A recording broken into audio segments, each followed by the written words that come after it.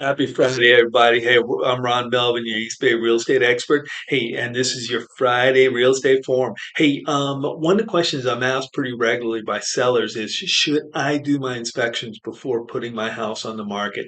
And the answer is absolutely yes. And there's a couple of reasons.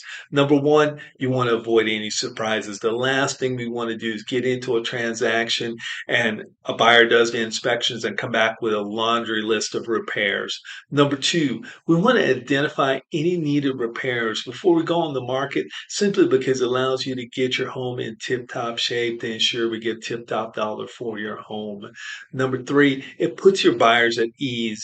When a buyer's at ease, it's more likely that they'll come in, be more competitive, they'll remove their contingencies and so forth, allows you to get a higher dollar amount and makes the transaction just a little bit easier for us.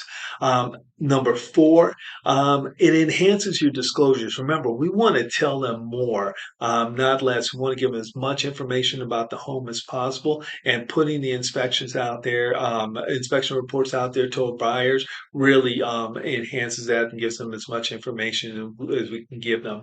Number five, it puts you in a better negotiating position. You can position it as, hey, here are the reports. We're not going to make any repairs. Count for anything that's in here in your offer price. So those are a couple reasons you want to make sure you're getting your inspections before going on the market. If you have any other questions or so, reach out to me, Ron Melvin. Looking to sell your home? Reach out to me, Ron Melvin, your East Bay real estate expert. Look forward to talking with you guys. Have a great weekend. Bye bye now.